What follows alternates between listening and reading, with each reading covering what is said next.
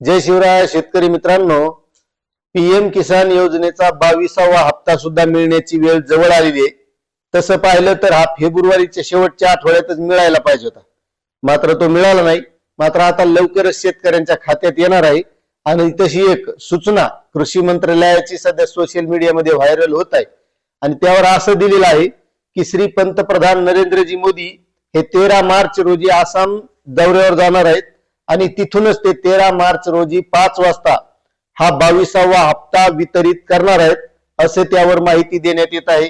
किती शेतकऱ्यांना वितरित केल्या जाणार, किती रक्कम वितरित केल्या जाणार याबाबतची सर्व माहिती त्या नोटीसवर दिसत आहे। पण शेतकरी मित्रांनो, महत्त्वाची याच्यात एक गोष्ट आहे की शेतकरी वाट पाहत होते नमो शेतकरी योजनेच्या 8व्या हप्त्याची। आता 8वा हप्ता तसं पाहिलं तर खूप बऱ्याच दिवसापूर्वी मिळायला पाहिजे होता, मात्र तो अद्यापपर्यंत मिळाला नाही।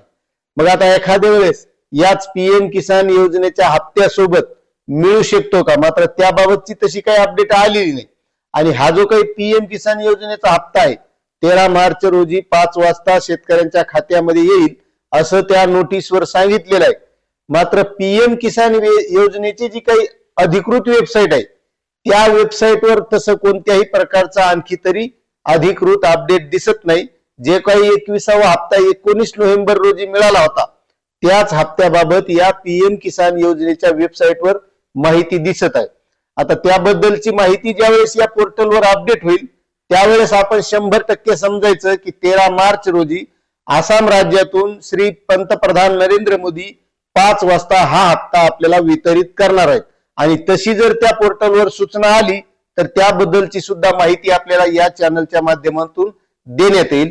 मात्र सध्या एवढीच अपडेट ही माहिती होती। आपल्याला माहिती कशी वाटली नक्कीच कमेंट करा।